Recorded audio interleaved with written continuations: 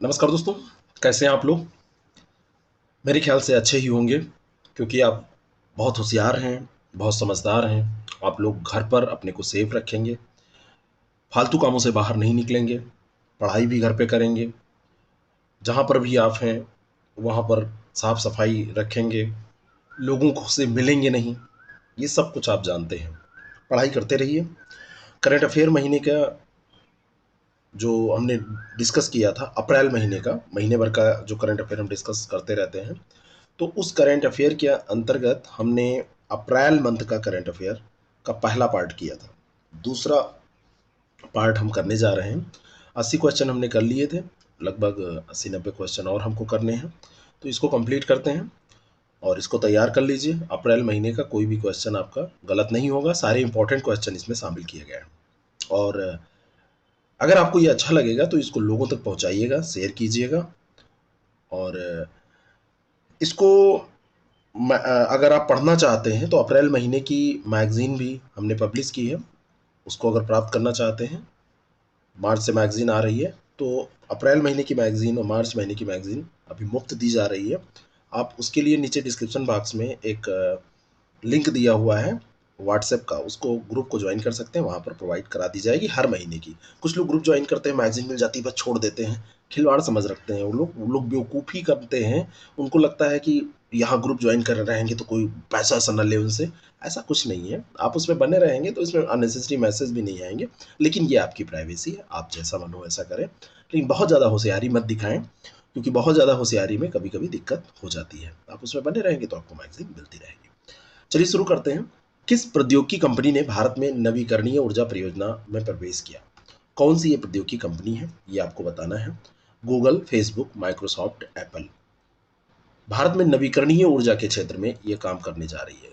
नवीकरणीय ऊर्जा के क्षेत्र में कौन सी कंपनी है, ये आपको बताना है। और इस प्रश्न का सही उत्तर है, ये है फेसबुक।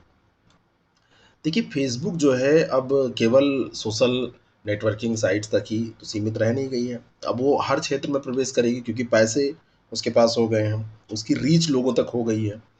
तो नवीकरणीय ऊर्जा के क्षेत्र में भी, रिन्यूएबल एनर्जी के क्षेत्र में भी ये प्रवेश करने जा रही है, और इसका समझौता हुआ है क्लीन मैक्स भारत के साथ। क्लीन मैक्स भारत की इलेक्ट्रिकल ग्रिड में नवीकरणीय ऊर्जा की आपूर्ति के लिए ये मिलकर काम करने जा रही है।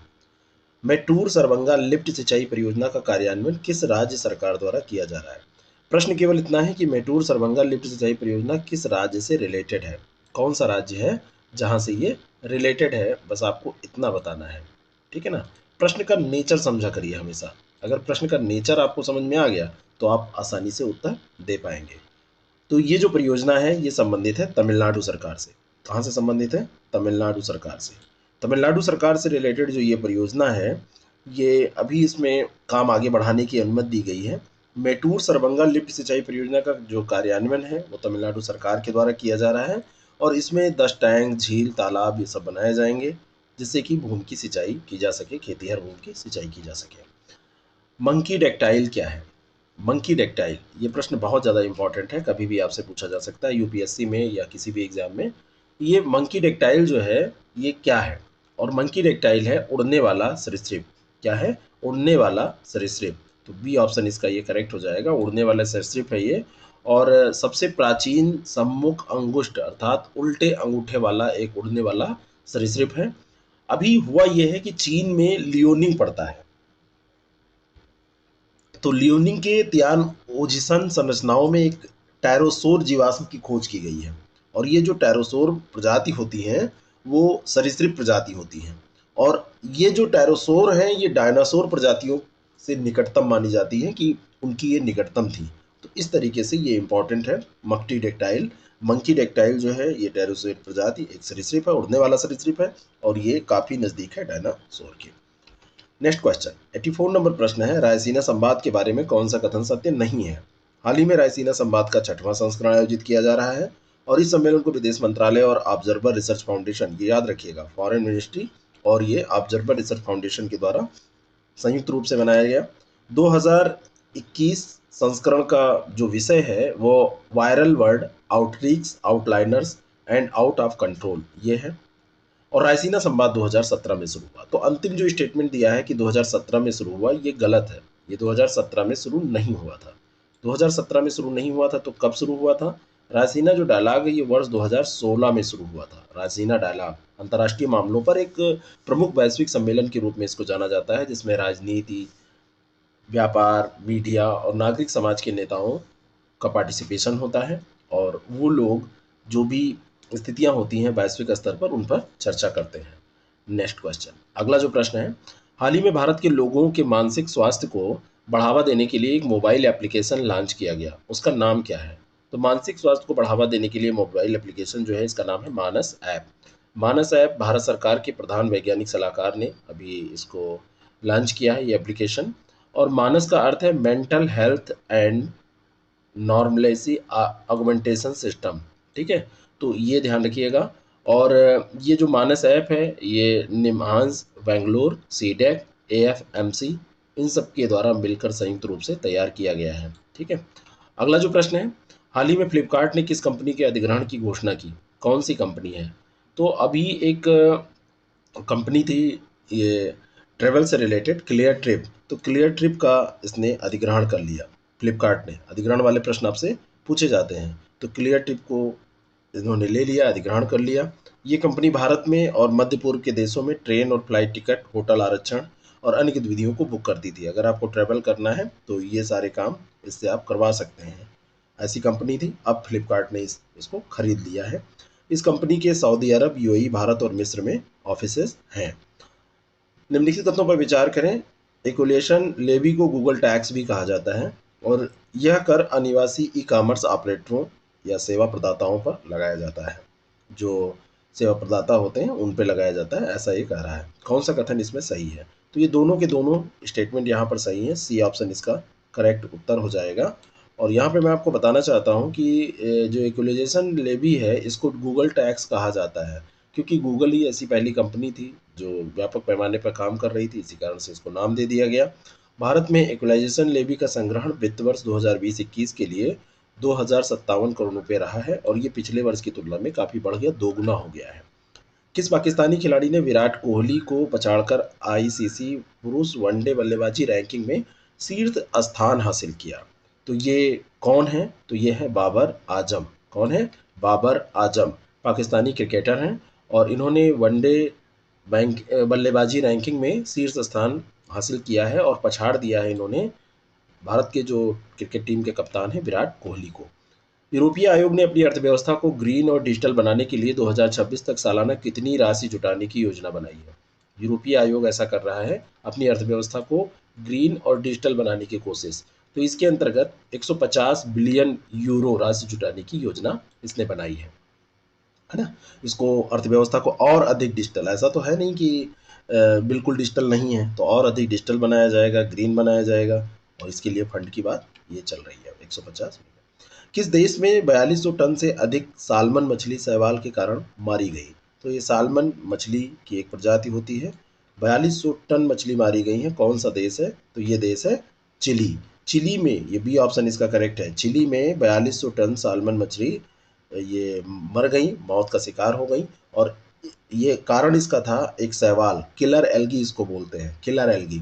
शैवाल जो था इसको किलर एल्गी बोलते हैं, और शैवाल जब पानी में रहा तो पानी की उपलब्धता में कमी आ गई शैवाल के कारण, और इसके कारण जो ये सैल्मन है इनका दम घुटा और ये मर गई।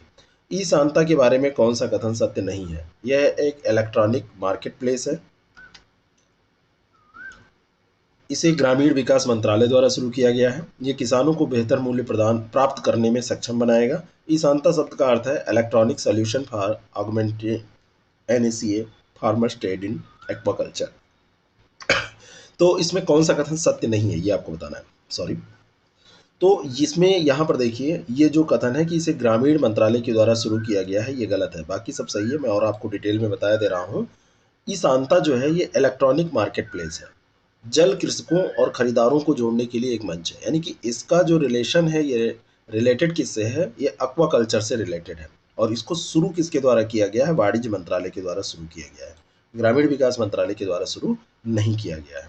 जल कृषकों के लिए आय, उनकी जीवन शैली, आत्मनिर्भरता, गुणवत्ता स्तर, इन सब का पता लगाने की क्षमता ये रखता है, उनको ऑप्शंस देता है कि कैसे उसको सुधार सकें। नेक्स्ट क्वेश्चन, अगला जो प्रश्न है, पोषण ज्ञान डिजिटल कोर्स की शुरुआत किसके द्वारा की गई? पोषण ज्ञान डिजिटल कोर्स। पोषण ज्ञान डिजिटल कोर्स की शुरुआत इन सभी ने मिलकर नीति आयोग, बिल और मिलिंडा गेट्स फाउंडेशन और सामाजिक एवं व्यवहार परिवर्तन केंद्र सबके द्वारा मिलकर की गई। तो इसका सही उत्तर क्या हो जाएगा? इसका सही उत्तर हो जाएगा डी। इसका सही उत्तर क्या हो जाएगा? डी, उपर्युक्त सभी के द्वारा, इन सब ने मिलकर किया है। ये स्वास्थ्य और पोषण पर आधारित एक राष्ट्रीय डिजिटल कोष है ना? राष्ट्रीय डिजिटल फंड होगा और ये नीति आयोग, बिल और मिलिंडा गेट्स फाउंडेशन इन सब ने मिलकर किया है। अभी बिल गेट्स और मिलिंडा गेट्स का तलाक होने जा रहा है, जबकि इन लोगों ने कहा है कि जो हमारे काम चल रहे हैं उसमें हम काम करेंगे, लेकिन अपनी जिंदगी, जो निजी जिंदगी है, उसमें साथ में नहीं रहेंगे, तलाक करने जा रहे हैं। अगला जो प्रश्न है, उरुका क्या है? Uruka, what is Uruka? तो उरुका अगर आपसे पूछा जाए तो असम में नव वर्ष की शुरुआत का ये प्रतीक माना जाता है, उरुका।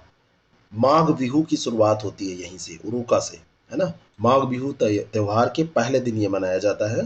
पहला स्टार्टिंग का जो डे होता है उसी में उरुका मनाया जाता है, तो उरुका से स्टार्टिंग होती है। असम में रोंगाली बिहू के अवसर पर उरुका की रस्म अदा की जाती है। असमिया नववर्ष की शुरुआत यहीं से होती है। हाल ही में गुइलेर्मो लासो किस देश के नए राष्ट्रपति बने? गुइलेर्मो लासो ये नाम है, कहाँ के राष्ट्रपति बने? तो ये सही उत्तर इसका हो जाएगा एक्वाडोर। एक्वाडोर के राष्ट्रपति बने हैं गुइलेर्मो लासो। कभी कभी सुमेलित करने में कई राष्ट्रपति दे दिए जाते हैं और देश दे दिया जाता है, तो कई राष्ट्रपति मैं आपको बता चुका हूँ, प्रधानमंत्री बना चुका हूँ, यानी कि राष्ट्र जो प्रमुख जहाँ पर जो है वो पूछा जाता है। और ये दक्षिणपंथी हैं और क्रिएटिंग अपॉर्चुनिटी पार्टी के उम्मीदवार थे गुइलेर्मो लासो। इनको राष्ट्रपति चुना गया है इक्वाडोर में। वित्तीय क्षेत्र के लिए जलवायु परिवर्तन कानून लाने वाला पहला देश कौन सा है? जलवायु परिवर्तन कानून ला रहे हैं वित्तीय क्षेत्र के लिए, और ऐसा करने वाला जो पहला देश है वह है न्यूजीलैंड। कौन सा देश है? न्यूजीलैंड। न्यूजीलैंड जो है ये ऐसा पहला देश बन रहा है जो बैंकों, बीमाकर्ताओं और निवेश प्रबंधकों को अपने व्यवसाय पर जलवायु परिवर्तन के प्रभावों की रिपोर्ट करने की आवश्यकता कर रहा है, कि आवश्यकता है ना? तो ऐसा करने वाला न्यूजीलैंड फर्स्ट कंट्री है पूरे वर्ल्ड का। हिदेकी मात्सुयामा किस खेल में एक प्रमुख चैंपियनशिप को जीतने वाले पहले जापानी खिलाड़ी हैं? हिदेकी मात्सुयामा इनका नाम है। ये भी पूछा जा सकता है कि ये किस खेल से संबंधी हैं और ये कहाँ के खिलाड़ी हैं, ये भी प्रश्न बन सकता है। तो ये कि जापानी प्लेयर हैं और इनका जो संबंध है वो गोल्फ से है। किससे है? गोल्फ से इनका संबंध है हिदेकी मात्सुयामा का। हिदेकी मात्सुयामा ने अभी अगस्ता नेशनल गोल्फ क्लब में मास्टर्स का खिताब जीता है, इस कारण से ये चर्चा में रहे हैं। उस उष्णकटिबंधीय चक्रवात का क्या नाम है जिसने हाल ही में पश्चिम ऑस्ट्रेलिया को प्रभावित किया? तो वेस्ट ऑस्ट्रेलिया को प्रभावित करने वाला उष्णकटिबंधीय चक्रवात कौन सा है? चक्रवात का प्रकार भी ध्यान रखिएगा, और इसका नाम है सरोजा। क्या नाम है? सी ऑप्शन इसका करेक्ट है, सरोजा इसका नाम है। सरोजा कहाँ आया ये पूछा जाएगा, या कैसा चक्रवात है ये पूछा जाएगा। तो ये उष्णकटिबंधीय चक्रवात है और ऑस्ट्रेलिया से रिलेटेड है। ऑस्ट्रेलिया में भी, पश्चिमी ऑस्ट्रेलिया में आया। बहुत तीव्र गति से इसमें हवाएं चली, 1000 किलोमीटर लंबे खंड को इसने प्रभावित किया पूरा एरिया, और 170 किलोमीटर प्रति घंटा के साथ जो तूफान आया था, इसकी जो रफ्तार थी ये बहुत ही खतरनाक थी, भयावह थी। भारत में किस राज्य के 3 विद्रोही समूहों के साथ संघर्ष विराम समझौते को एक और वर्ष के लिए बढ़ा दिया गया? तो किस राज्य के ये 3 विद्रोही समूह हैं जिनके साथ ऐसा किया गया है? तो ये है नागालैंड के। कहाँ पे? नागालैंड के। नागालैंड की जो ये 3 विद्रोही समूह हैं, NSCN-K, NSCN-R और NSCN-K यानी खांगो के बीच में युद्ध विराम समझौते अभी जारी रहेंगे। नागालैंड, भारत सरकार ने नागालैंड की ये 3 विद्रोही समूह हैं जिनके साथ ये समझौता अभी कंटिन्यू किया है।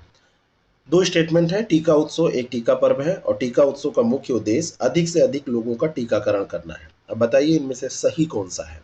तो यहाँ पे दोनों के दोनों स्टेटमेंट सही हैं। सी ऑप्शन इसका करेक्ट है। एक तरफ टीका उत्सव मनाया जा रहा है, लेकिन उत्सव जैसा मुझे तो कुछ नहीं लग रहा है। हर तरफ लोग परेशान हैं, पीड़ित है, किसी को ऑक्सीजन नहीं मिल रही है, किसी को दवा नहीं मिल रही है, किसी को बेड ही नहीं मिल रहा है, और इलाज के अभाव में लोग दम तोड़ रहे हैं। तो इसमें उत्सव कैसा? हर चीज़ को क्या कहा जाए, पॉलिटिकल नज़रिए से देखा जाता है, तो ये टीका उत्सव है। वाफ्टा फिल्म अवार्ड 2021 के बारे में सत्य कथन आपको बताना है। ब्रिटिश अभिनेता एंथनी हॉपकिंस को फिल्म द फादर के लिए सर्वश्रेष्ठ अभिनेता चुना गया। वाफ्टा को ब्रिटेन के सबसे प्रसिद्ध फिल्म पुरस्कारों में एक माना जाता है और तीसरा स्टेटमेंट है यहाँ पर, वाफ्टा अवार्ड्स के विजेताओं को दी जाने वाली ट्रॉफी प्राचीन ग्रीस के नाटकीय मुखौटे पर आधारित होती है। तो यहाँ पर जो ये स्टेटमेंट दिए हैं, इनमें से उपयुक्त सभी स्टेटमेंट बिल्कुल सही हैं। सारे के सारे स्टेटमेंट यहाँ पर सही दिए हुए हैं। तो बाफ्टा फिल्म अवार्ड्स के बारे में ये सारे के सारे कथन सही हैं। चीन की फिल्म निर्देशक क्लो झाओ को नोमैडलैंड के लिए बाफ्टा फिल्म अवार्ड दिया गया और बाद में ये ऑस्कर के लिए भी चुनी गई हैं। इसके बारे में भी हमने चर्चा की है। और एंथनी हॉपकिंस को उनकी फिल्म द फादर के लिए सर्वश्रेष्ठ अभिनेता चुना गया। जो बाफ्टा में पुरस्कार दिए जाते हैं, फिर वो माना जाता है कि अब उस पे आगे ऑस्कर मिलेगा, ऐसा लगभग निश्चित हो जाता है। ठीक है, तो ये ध्यान रखिएगा। और बाफ्टा को ब्रिटेन की सबसे प्रसिद्ध फिल्म पुरस्कारों में से एक माना जाता है और ये पुरस्कार British academy of film and television arts के द्वारा प्रदान किए जाते हैं। तो ये भी एक इम्पॉर्टेंट स्टेटमेंट है, इसको भी ध्यान रखिएगा। और इसका 1947 में गठन हुआ था, तब से ये दिए जा रहे हैं। अगला जो प्रश्न है, 13 अप्रैल 2021 को जलियांवाला बाग हत्याकांड की कौन सी वर्षगांठ मनाई गई? 1919 में ये जलियांवाला बाग हत्याकांड हुआ था, तो इसकी कौन सी वर्षगांठ अभी मनाई गई, ये पूछा जा रहा है। तो 102वीं वर्षगांठ ये हो जाएगी। ठीक है, 13 अप्रैल 2021 को जलियांवाला बाग हत्याकांड हुआ और इसमें कहानी पूरी आपको पता ही होगी। एक पूरी घटना आप जानते ही हैं। इसमें सत्यपाल किचलू और डॉक्टर सैफुद्दीन किचलू को सरकार ने गिरफ्तार किया था। विरोध प्रदर्शन कर रहे थे ये लोग 9 अप्रैल 1919 को और रॉलेट एक्ट के विरोध में। तो इनकी गिरफ्तारी के विरोध में 13 अप्रैल को 1919 को वैसाखी के दिन अमृतसर का एक जलियांवाला बाग था, वहां पर एक विशाल जनसभा का आयोजन हुआ और वहीं पर जनरल डायर ने गोली चलाने का आदेश दे दिया, जिसमें बहुत सारे लोग मारे गए थे। अगला जो प्रश्न है, यूएई की पहली महिला अंतरिक्ष यात्री का नाम क्या है? तो यूएई की जो पहली है ये नोरा फतेही नहीं है, नोरा अल माथरोसी है। बी ऑप्शन इसका ध्यान रखिएगा। दुबई के शासक शेख मोहम्मद बिन राशिद अल मक्तूम ने हाल ही में यूएई के आगामी अंतरिक्ष यान के लिए 2 नए अंतरिक्ष यात्रियों के नामों की घोषणा की। इसमें एक है नोरा अल माथरोसी और ये पहली महिला अंतरिक्ष यात्री होंगी यहाँ की, और दूसरे हैं इसमें मोहम्मद अल मुल्ला। ये 2 लोग इसमें जाएंगे। तो महिला जो है ये इंपॉर्टेंट है, नोरा अल माथरोसी। नवेगांव नागझीरा टाइगर रिजर्व हाल ही में चर्चा में रहा, किस भारतीय राज्य में अवस्थित है? तो नवेगांव के नाम से आप जान जाएंगे कि ये महाराष्ट्र में स्थित है। ऐसे नाम कहाँ पर होते हैं? महाराष्ट्र में ही होते हैं। और ये चर्चा में ये क्यों रहा है? क्योंकि यहाँ पे आग लग गई थी। ठीक है, महाराष्ट्र में ये स्थित है। ठीक है, वहाँ पे गोंदिया और भंडारा जिले में ये स्थित है। हाल ही में किसे राष्ट्रपति द्वारा भारत का मुख्य चुनाव आयुक्त नियुक्त किया गया? तो चुनाव आयुक्त का नाम आपको याद होना चाहिए। और नए चुनाव आयुक्त जो नियुक्त किए गए हैं वो हैं सुनील चंद्र। सुनील चंद्र नए चुनाव आयुक्त हैं। सी ऑप्शन इसका बिल्कुल करेक्ट है। और जो सुनील चंद्र हैं ये 1980 बैच के भारतीय राजस्व सेवा के अधिकारी हैं और इनको अभी ये सीबीडीटी के पूर्व चेयरमैन भी रह चुके हैं। ठीक है, अगला जो प्रश्न है, किस फिल्म ने British academy of film and television arts BAFTA best features का पुरस्कार जीता? तो ये फिल्म है नो मैडलैंड। ये हमने अभी आपको बताया भी था। ये फिल्म जो है ये चाइनीज़ फिल्म है और पहले ये क्लो झाओ इसके निर्देशक हैं। और ये मतलब अभी तक देखा जाए तो बाफ्टा में क्लो झाओ केवल दूसरी महिला और पहली अश्वेत महिला बनी है जिन्होंने सर्वश्रेष्ठ निर्देशक के रूप में ये पुरस्कार जीता है। अगला जो प्रश्न है, किस देश ने ऐतिहासिक शून्यवादियों द्वारा की गई ऑनलाइन अपमानजनक टिप्पणियों को रिपोर्ट करने के लिए हॉटलाइन शुरू की है? तो ये हिस्टोरिकल निहिलिस्ट जो हैं उनके द्वारा की गई ऑनलाइन जो अपमानजनक टिप्पणी हुई उसके लिए हॉटलाइन शुरू की। तो ये देश है चाइना। चाइना में ही ऐसा हो ही सकता है। तो चाइना हॉटलाइन भारत और चाइना के साथ भी वैसे शुरू हुई है, तो ये भी ध्यान रखिएगा। दोनों का उत्तर चाइना ही होगा। अगला जो प्रश्न है, डूम्सडे ग्लेशियर कहाँ पर स्थित है? डूम्सडे ग्लेशियर आपसे ये पूछा जा सकता है और ये जो ग्लेशियर है ये अंटार्कटिका में स्थित है। ए ऑप्शन इसका करेक्ट है। कहाँ पर स्थित है? अंटार्कटिका में। डूम्सडे ग्लेशियर अंटार्कटिका में स्थित है। इसको थ्वाइटेस ग्लेशियर के नाम से भी जाना जाता है। कौन सा ग्लेशियर? थ्वाइटेस ग्लेशियर के नाम से भी जाना जाता है। और इस ग्लेशियर का पिघलना काफ़ी लंबे समय से चिंता का कारण बना हुआ है। ये पिघल रहा है। अगर ग्लेशियर ऐसे पिघलेंगे तो पानी का स्तर बढ़ेगा, जल स्तर बढ़ेगा, उससे समस्याएं होंगी। जलवायु परिवर्तन जो होंगे, क्लाइमेट चेंजेस जो होंगे, उससे रिलेटेड बहुत सारी समस्याएं हो जाएंगी।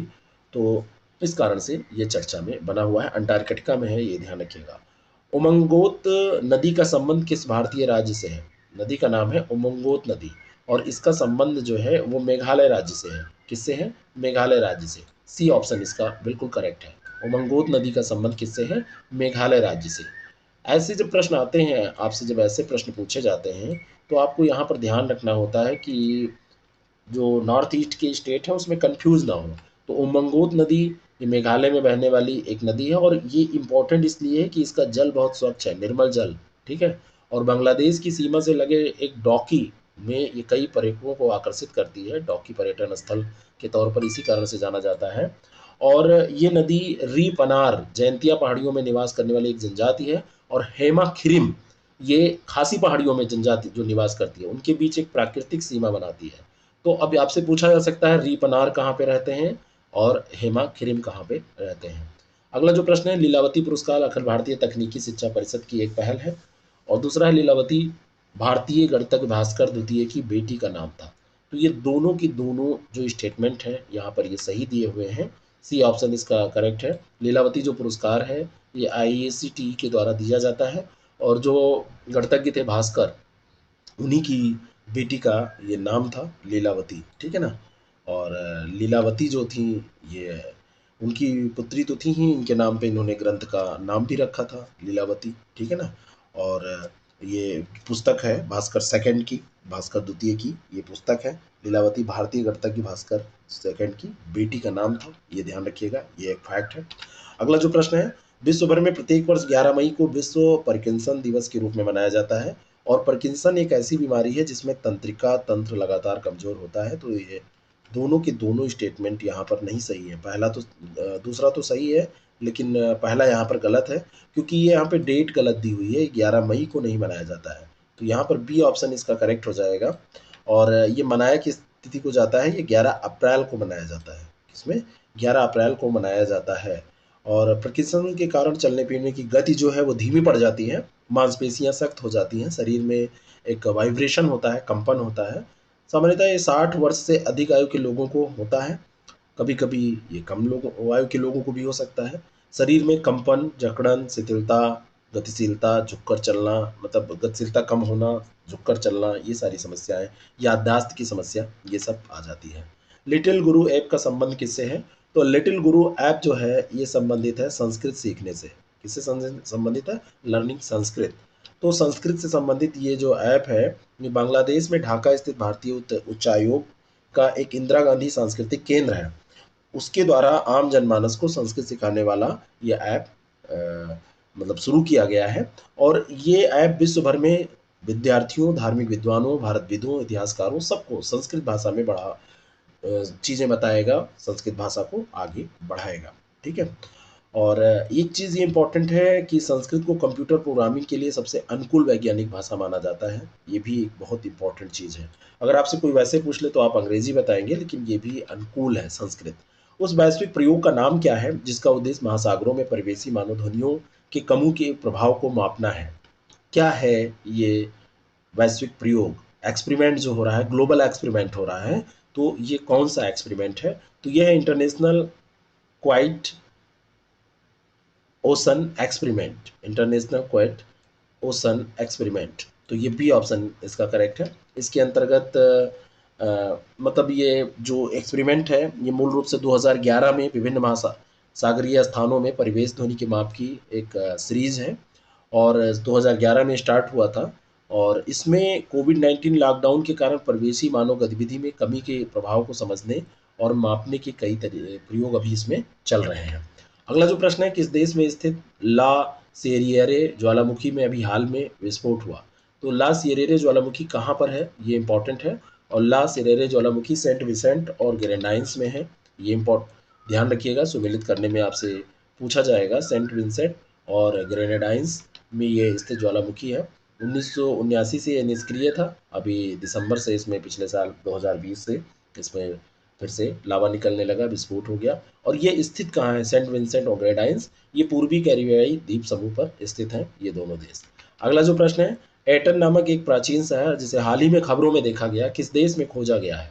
तो एटन जो प्राचीन शहर है इसको खोजा गया है कहाँ पर? मिस्र में। कहाँ पर खोजा गया है? मिस्र में इसको खोजा गया है। और पुरातत्वविदों का एक समूह है जिसने अभी मिस्र में इसको खोजा है। 3000 साल पुराना ये शहर माना जाता है और इसे लक्सर के पश्चिमी तट पर रेत के नीचे खोजा गया है ना। माना जाता है कि ये उस समय का सबसे बड़ा एक आप कह सकते हैं इंडस्ट्रियल और एडमिनिस्ट्रेटिव सिटी था, एक नगर था जो जिसमें इंडस्ट्री भी थी और एडमिनिस्ट्रेशन वहीं से संभाला जाता था। जैव विविधता के संबंध में ऑरिथेरियम टेजन क्या है? ऑरिथेरियम टेजन आपसे पूछा जा रहा है कि व्हाट इज ऑरिथेरियम टेजन। एक तो ये रिलेटेड है बायोडायवर्सिटी से, ये इंपॉर्टेंट है। और जो ये ऑरिथेरियम टेजन है ये पशु प्रजाति है। क्या है? पशुओं की प्रजाति है, एनिमल स्पीसीज है। और डायनासोर के समय के दौरान रहने वाले एक स्कंक जैसे स्तनपाई जीव के जीवाश्म की खोज अभी ये हुई है, उसी से ये चर्चा में आया है। पैटागोनिया क्षेत्र में हुई है और इस जीव का नाम है आरिथेरियम टाइजन। माना जाता है कि 72 से 74 मिलियन साल पहले ये रहा करते थे, विशुद्ध रूप से ये शाकाहारी थे और ये मेसोजोइक युग के अंत में दक्षिण अमेरिका में रहते थे। अगला जो प्रश्न है केन बेतवा परियोजना के बारे में, यहाँ पर प्रश्न है कि केन बेतवा परियोजना देश की दूसरी नदी जोड़ो परियोजना है और केन बेतवा परियोजना का उद्देश्य मध्य प्रदेश में केन नदी से अधिशेष जल को उत्तर प्रदेश की बेतवा नदी में हस्तांतरित करना है। बहुत ध्यान से पढ़िएगा दोनों के दोनों स्टेटमेंट, तब उत्तर दीजिएगा, हड़बड़ी में गड़बड़ी मत कीजिएगा। और ऐसे प्रश्नों को आप हमेशा ध्यान से पढ़िए कि इसमें कहा क्या जा रहा है। तो इसमें पहला गलत है, दूसरा सही है। ये तो सही है कि जो ये परियोजना है इसमें मध्य प्रदेश में केन नदी के अधिशेष जल को उत्तर प्रदेश की जो बेतवा नदी है उसमें स्थानांतरित करना है, लेकिन ये दूसरी नहीं है। तो यहाँ पर बी ऑप्शन इसका करेक्ट है, ये दूसरी नहीं है। ये जो परियोजना है ये आपको मैं बताना चाहता हूँ कि ये पहली नदी जोड़ो परियोजना का उदाहरण है। मतलब ये जो है ये पहली नदी जोड़ो परियोजना है। और इसमें अभी ये ध्यान रखिएगा कि ये जो नदी जोड़ो परियोजना है ये पन्ना टाइगर रिजर्व को काफ़ी नुकसान पहुंचाने की इसमें बात चल रही है। तो इससे पूछा जा सकता है कि इस परियोजना में कौन सा टाइगर रिजर्व है प्रभावित होगा, तो ये ध्यान रखिएगा। नेक्स्ट क्वेश्चन, अगला जो प्रश्न है, नैनो स्पिनर एक माइक्रो सेंसर आधारित विस्फोटक ट्रेस डिटेक्टर है। नैनो स्पिनर अनुसंधान विकास और विनिर्माण के मामले में 100% मेड इन इंडिया उत्पाद है। तो ये दोनों के दोनों स्टेटमेंट यहाँ पर सही है ना, दोनों स्टेटमेंट यहाँ पर सही है। जो नैनो स्पिनर है, नैनो स्पिनर के बारे में अगर बात की जाए तो ये विस्फोटक ट्रेस डिटेक्टर है। जहाँ पे विस्फोटक कुछ होंगे तो उसको ट्रैक करेगा और ट्रेस करने के बाद में उसको डिटेक्ट कर लेगा, है ना। IIT Bombay incubated startup nano snap technologies द्वारा इसको विस्तृत किया गया है। और ये माइक्रो सेंसर पर आधारित है, इसमें सेंसर्स लगे हुए हैं, माइक्रो सेंसर्स। 10 सेकंड से भी कम समय में ये विस्फोटक का पता लगाने में सक्षम है ना। और ये विस्फोटक का पता लगाता है फिर बताता है किस तरीके का ये विस्फोटक है।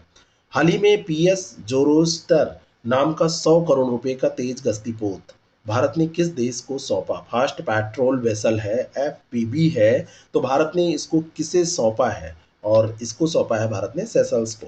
इसको सौंपा है सेशल्स को। सेशल्स को भारत ने इसको सौंप दिया।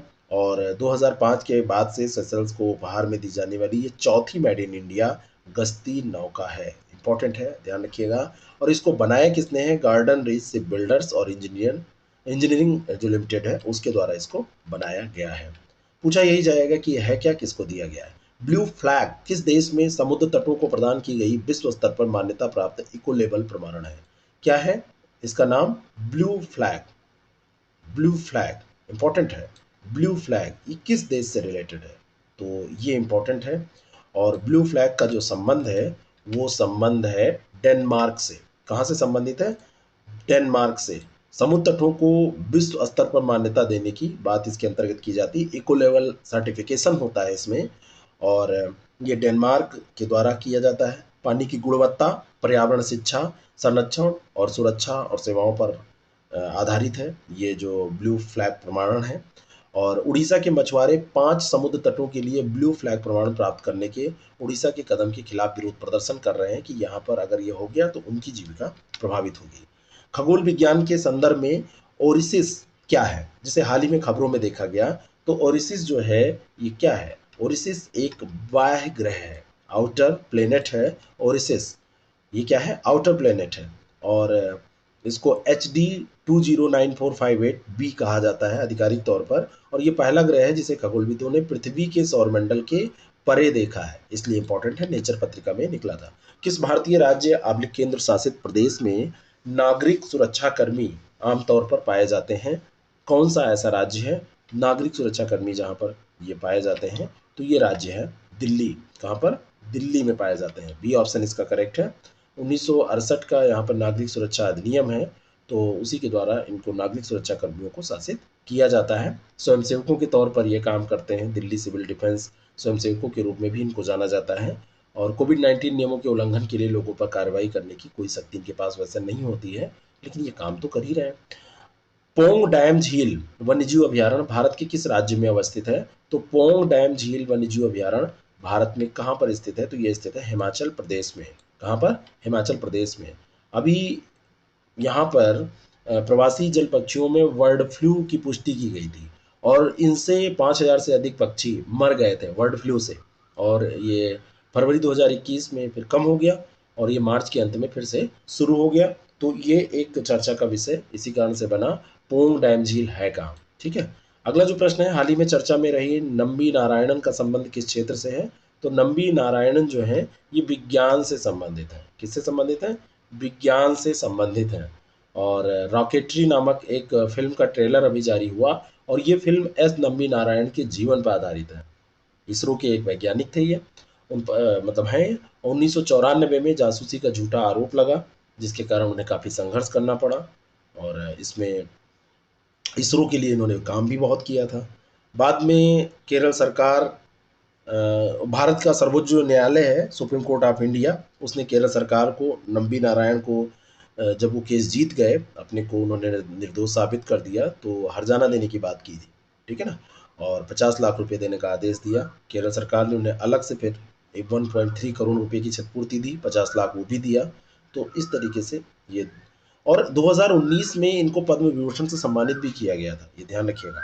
अगला जो प्रश्न है, निम्नलिखित दो स्टेटमेंट है, इसमें सार्थक के बारे में दिया हुआ है। इस कार्यक्रम का उद्देश्य, सार्थक जो कार्यक्रम है उसके बारे में है, तो सार्थक कार्यक्रम का उद्देश्य प्राथमिक और माध्यमिक स्तर पर छात्रों का सर्वांगीण विकास करना है और यह कार्यक्रम छात्रों तथा शिक्षकों के बीच एक सुरक्षित, समावेशी और अनुकूल शिक्षा वातावरण तैयार करेगा। तो ये दोनों के दोनों स्टेटमेंट सही हैं। जहाँ पर बहुत अच्छी बातें की जाती हैं तो लगभग दोनों स्टेटमेंट सही होते हैं, अगर उसमें कोई छोटी गलती नहीं की जाती है। तो सार्थक जो कार्यक्रम है निर्देशात्मक और विचारोत्तेजक योजना है, ये आप कह सकते हैं। छात्रों और शिक्षकों की समग्र उन्नति की बात इसमें की जाती है। Students and teacher holistic advancement through quality education, इसीलिए इसको सार्थक कहा जाता है।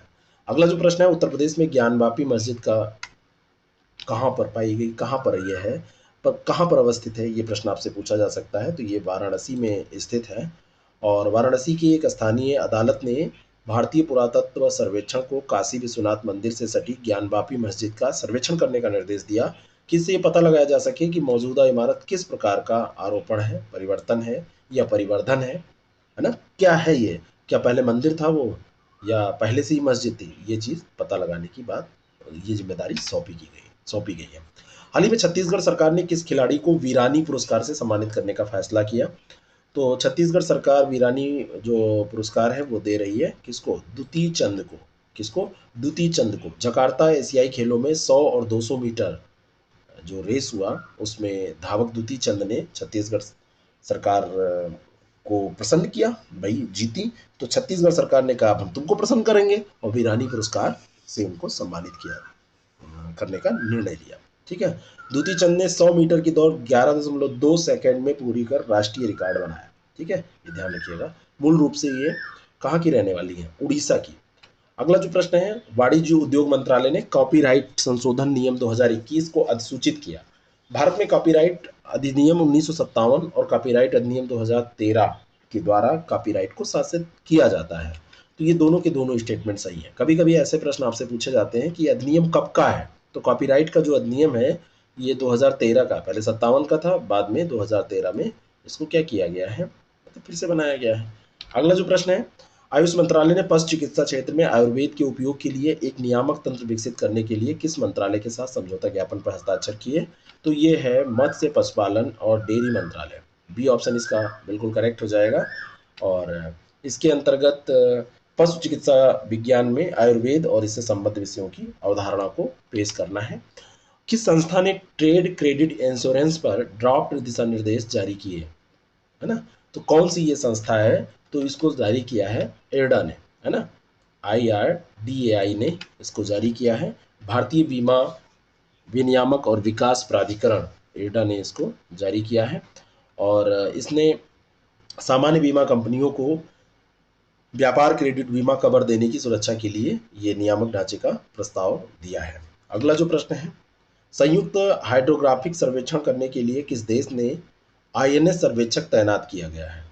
तो ये जो INS सर्वेक्षक तैनात किया गया, ये मॉरिशस में तैनात किया गया, है ना? INS सर्वेक्षक तैनात कहाँ पर किया गया? हाइड्रोग्राफिक सर्वेक्षण करने के लिए ये मॉरिशस में किया गया है, ठीक है? और इस सर्वेक्षण से उन्नत हाइड्रोग्राफिक उपकरण और प्रथाओं पर मॉरिशस के कर्मियों को प्रशिक्षण भी इसमें दिया जाएगा। अगला जो प्रश्न है, मुक्त बाजार परिचालन क्या होता है? OMO क्या होता है? तो OMO का मतलब क्या होता है, ये आपसे पूछा जा रहा है। तो OMO का मतलब होता है भारतीय रिजर्व बैंक या देश के किसी कोई जो जहाँ का जो केंद्रीय बैंक हो, तो केंद्रीय बैंक द्वारा, जैसे भारत का केंद्रीय बैंक कौन सा है? RBI है। तो RBI के द्वारा यहाँ पर सरकारी प्रतिभूतियों और ट्रेजरी बिलों की बिक्री और खरीद, तो मुक्त बाजार परिचालन इसी को कहा जाता है कि सरकारी जो प्रतिभूतियाँ हैं, जो गवर्नमेंट सिक्योरिटीज होती हैं, उनको खरीदना और बेचना। नेक्स्ट क्वेश्चन, अगला जो प्रश्न है, भारतीय रिजर्व बैंक या देश के केंद्रीय बैंक द्वारा ये सरकारी जो प्रतिभूतियां और ट्रेजरी बिल हैं, इनकी बिक्री और खरीद दोनों ध्यान रखिएगा। नेक्स्ट क्वेश्चन, लाल सागर के बारे में दो स्टेटमेंट यहाँ पर दिए हुए हैं। लाल सागर के उत्तर में सिनाई प्रायद्वीप, अकाबा की खाड़ी और स्वेज की खाड़ी स्थित है। और दूसरा है लाल सागर की लवणता विश्व औसत से लगभग 4% अधिक है। तो ये दोनों स्टेटमेंट आपको देखने हैं, क्या इसमें सही है? तो ये दोनों के दोनों स्टेटमेंट यहाँ पर सही हैं। लाल सागर की स्थिति आप देख लीजिए, जो लाल सागर है उसकी स्थिति देखिए, यहाँ पर आप देखेंगे तो ये स्थिति है लाल सागर की ये। और ये स्थिति यहाँ पर देखेंगे तो ये सिनाई प्रायद्वीप पड़ जाएगा आपका, और इधर सऊदी अरेबिया पड़ता है, इजिप्ट है, सूडान है, ठीक है? ये पूरा स्थिति है ये रेड सी की, ठीक है? तो ऐसे मैप देखते रहा करिए, इससे बहुत लाभ मिलता है। तो लाल सागर जो है, ये इरिटेरियन सागर भी इसको कहा जाता है। अफ्रीका और एशिया के बीच स्थित हिंद महासागर का समुद्री खाड़ी जल क्षेत्र है।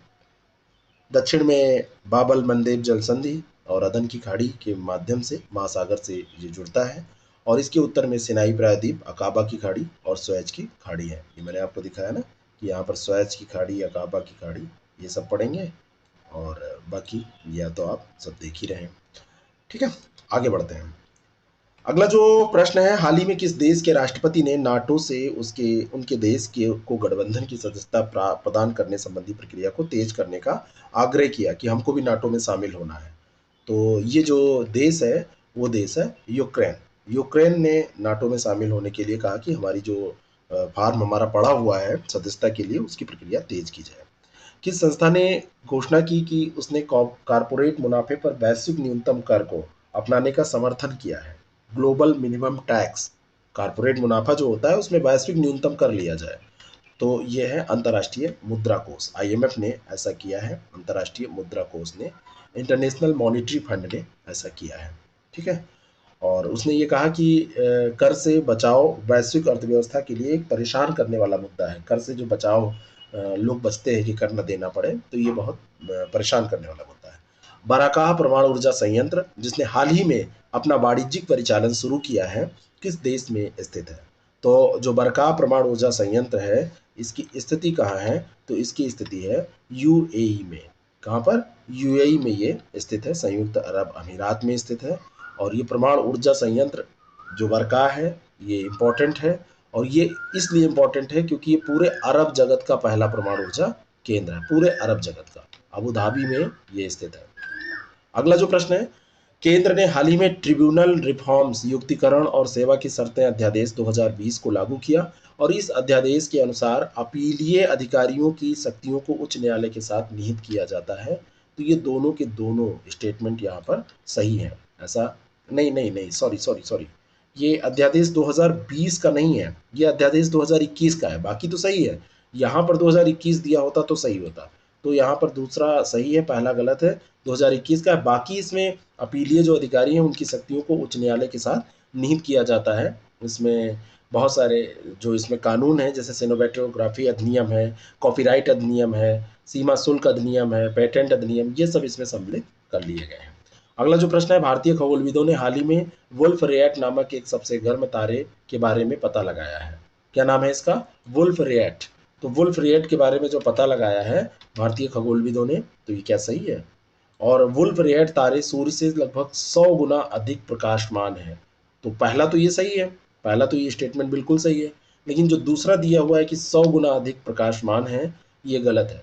40 गुना, 10 से 40 गुना अधिक इसमें प्रकाश है, 100 गुना प्रकाश ज़्यादा नहीं है। ठीक है। और एक ये तारा है, दुर्लभ तारा है वुल्फ रेट, और सूर्य से 1000 गुना अधिक प्रकाशमान, सॉरी 1000 गुना अधिक प्रकाशमान है, 100 नहीं 1000 गुना। और नासा के मुताबिक ऐसे तारों का सतही तापमान सूर्य की तुलना में 10 से 40 गुना अधिक होता है। प्रकाश 1000 गुना है, और यहाँ पर जो मैं 40 गुना बता रहा था, ये वास्तव में टेम्परेचर की बात हो रही है कि जो उसका टेम्परेचर है, टेम्परेचर 10 to 40 टाइम्स है ना, ये ध्यान रखिएगा। Next question, corona virus vaccine Sputnik V का विकास किस देश में किया गया है? तो नाम से ही आप जान जाएंगे कि ये रशिया के द्वारा विकसित की गई है, रूस के द्वारा इसका विकास किया गया है। विश्व की पहली कोरोना वायरस वैक्सीन है ये।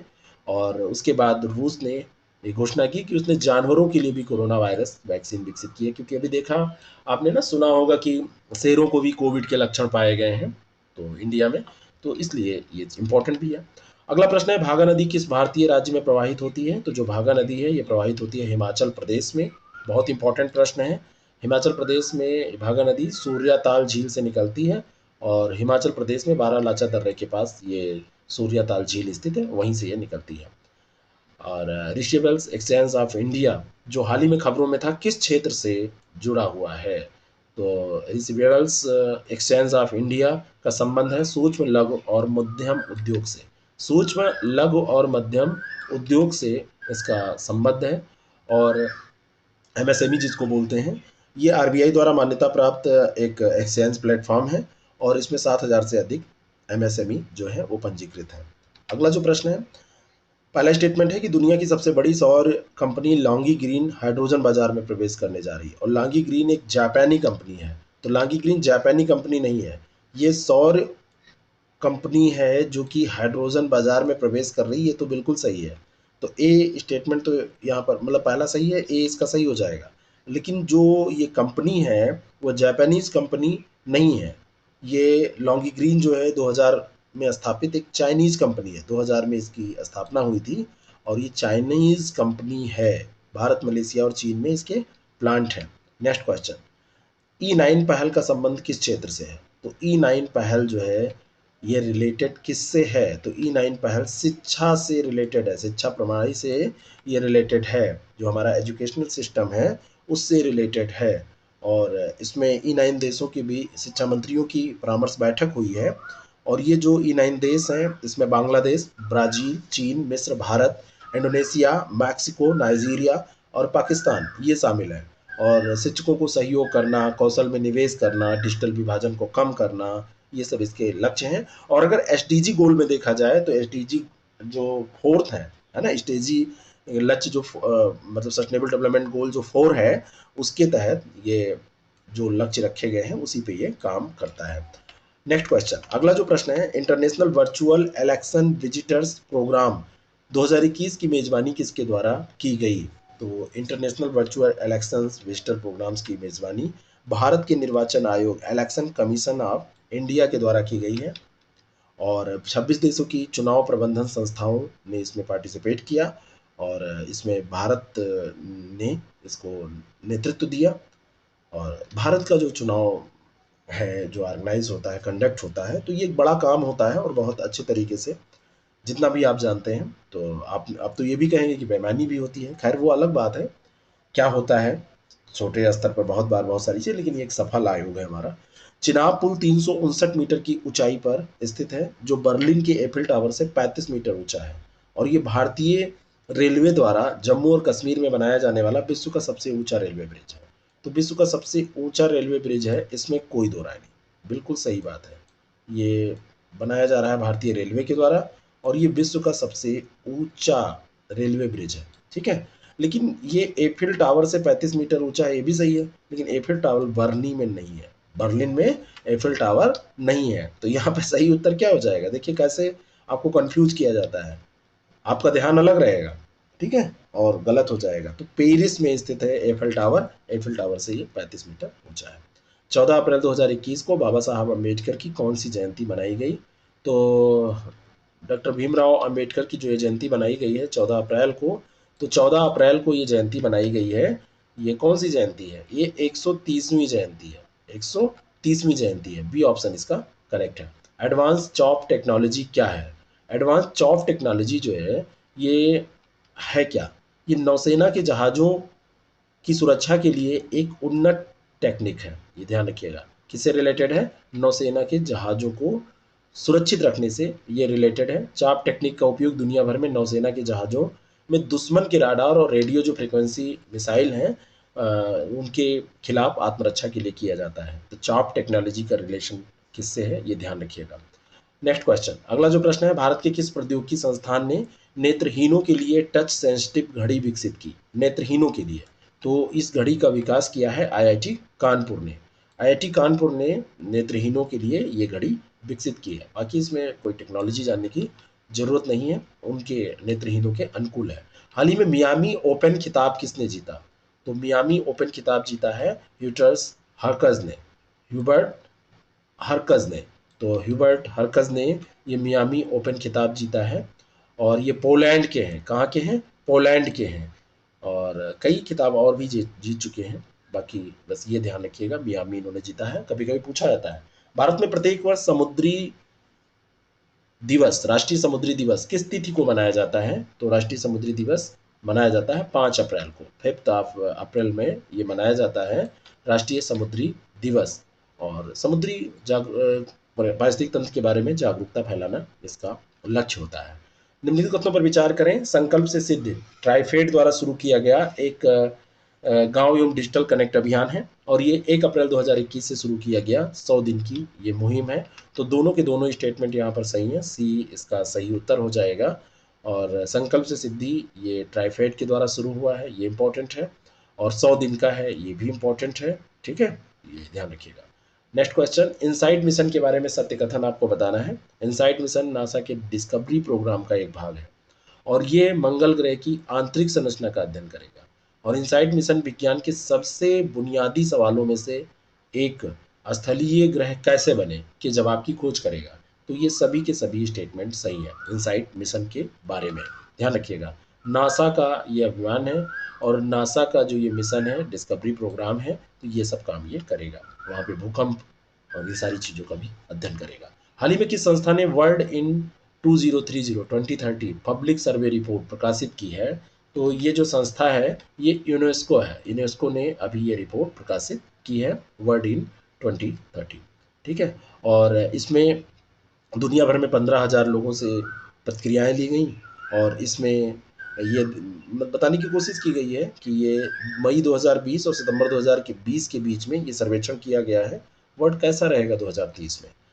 हाल ही में भारत के पहले पर्यावरण मंत्री का निधन हुआ, उनका नाम क्या था? इनका नाम था दिग्विजय सिंह जाला।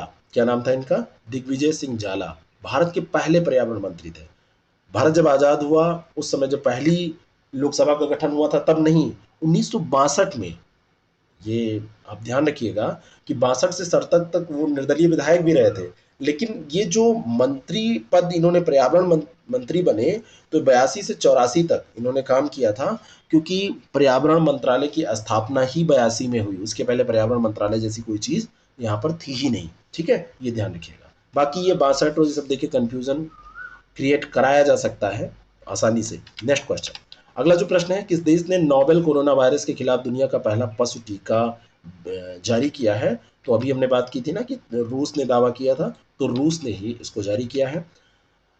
कैक्टस और सिस्को CIISCO विज्ञान और प्रौद्योगिकी विभाग द्वारा लॉन्च किए गए सॉफ्टवेयर हैं जो किस क्षेत्र से जुड़े हैं? तो इन दोनों का जो संबंध है वो सौर मिशन से है ना। ये सॉफ्टवेयर कैक्टस और सिस्को सौर मिशन से रिलेटेड है। Computer aided CME tracking software ये कैक्टस है, और सिस्को का फुल फॉर्म है CME identification in inner solar corona. ये कोरोना ये वाला नहीं, जो सूर्य वाला कोरोना होता है उसकी बात हो रही है। तो गैस के विशाल बुलबुले को ट्रैक करने के लिए ये टेक्निक डेवलप की गई है जो सूर्य से निकलते हैं, ध्यान रखिएगा। हाल ही में किस संगठन ने forest governance by indigenous and tribal peoples report जारी की है? तो ये रिपोर्ट जारी की है एफएओ ने ये रिपोर्ट जारी की है, जो संयुक्त राष्ट्र का खाद्य और कृषि संगठन है, फूड एंड एग्रीकल्चर ऑर्गेनाइजेशन, उसने ये रिपोर्ट जारी की है। नेक्स्ट क्वेश्चन, पीके मिश्रा, अनिल घड़ावत और अशोक गुलाटी सर्वोच्च न्यायालय द्वारा नियुक्त समिति के सदस्य हैं। ये समिति किस मुद्दे पर अध्ययन करने के लिए बनाई गई है? तो ये जो समिति बनाई गई है ये कृषि कानूनों पर अध्ययन करने के लिए बनाई गई, बहुत इंपॉर्टेंट है, पूछी जा सकती है। पीके मिश्रा, अनिल घड़ावत और अशोक गुलाटी ये सर्वोच्च न्यायालय के द्वारा नियुक्त किए गए हैं। ठीक है, जनवरी 2021 में ये 3 नए कृषि कानूनों का अध्ययन करने के लिए ये 4 सदस्यीय समिति बनाई गई। पीके मिश्रा, अनिल घड़ावत, अशोक गुलाटी और एक इसमें है भूपिंदर सिंह मान। नेक्स्ट क्वेश्चन, किस संस्था ने economics and social survey of Asia and the Pacific 2021 जारी किया? ये सर्वे ही है। तो 21-22 में भारत की वृद्धि 7% इसमें रहने का अनुवाद इन्होंने लगाया। तो ये economic and social survey of Asia and the Pacific ये जारी किया गया है यूनिस्कैप के द्वारा, है ना, यूएन स्कैप के द्वारा इसको जारी किया गया है। और ये जो रिपोर्ट जारी की गई इसमें कहा गया कि 7% रहेगी भारत की आर्थिक वृद्धि दर। ठीक है, और ये है क्या? संयुक्त राष्ट्र आर्थिक और सामाजिक आयोग। ठीक है, तो ये एशिया और प्रशांत के लिए इसने ऐसा किया। अगला जो प्रश्न है, हाल ही में वज्र प्रहार 2021 अभ्यास का आयोजन भारतीय विशेष बलों और किस देश के बलों के बीच में किया गया है? तो वज्र प्रहार जो ये आयोजित होता है ये भारत और अमेरिका के बीच में होता है, भारत और यूएस के बीच में होता है। तो भारत के विशेष बलों ने हिमाचल प्रदेश के बकलोह में अमेरिकी विशेष बलों के साथ ये संयुक्त सैन्य अभ्यास किया और इसका नाम है वज्र प्रहार 2021 और इसका ये 11वां संस्करण है, बहुत ज़्यादा इंपॉर्टेंट है ना। और इसको संयुक्त मिशन योजना और परिचालन रणनीति में सर्वोत्तम प्रथाओं और अनुभवों को साझा करने के उद्देश्य से आयोजित किया गया। और 2021 में दोनों देशों की सेनाओं ने व्यायाम युद्ध नामक अभ्यास का आयोजन किया था, ये भी इंपॉर्टेंट है, व्यायाम युद्ध। तो ये भी भारत और अमेरिका के बीच में। अंतिम प्रश्न है, हाल ही में किस देश के वैज्ञानिकों ने बैकाल झील के पानी में बैकाल जीवीडी नामक विश्व का सबसे बड़ा जलमग्न न्यूट्रिनो टेलीस्कोप स्थापित किया? तो ये स्थापित किया है रूसी वैज्ञानिकों ने। किसने किया है? रूसी वैज्ञानिकों ने। तो ये रूसी वैज्ञानिक साइबेरिया में स्थित दुनिया की सबसे गहरी जो झील है बैकाल झील, उसके पानी में बैकाल जीवीडी है, गीगाटन वॉल्यूम डिटेक्टर इसको बोलते हैं। तो इसको विश्व का सबसे बड़ा जलमग्न न्यूट्रिनो टेलीस्कोप स्थापित करने का काम इन्होंने किया। आपको बताना चाहता हूं कि अगर आप यूपीपीसीएस का एग्जाम दे रहे हैं, आरओ का एग्जाम दे रहे हैं, तो घर पे बैठ के आराम से तैयारी करिए। कंप्लीट मटेरियल और टेस्ट सीरीज हमसे आप ले सकते हैं या केवल टेस्ट सीरीज आप ज्वाइन कर सकते हैं। बहुत कम पैसे में आपको complete test series, complete material ये सब मिलेगा, हिंदी इंग्लिश दोनों में। मटेरियल केवल हिंदी में है और टेस्ट सीरीज दोनों में है, हिंदी इंग्लिश दोनों में। तो आप इसको ज्वाइन कर सकते हैं। Thank you so much.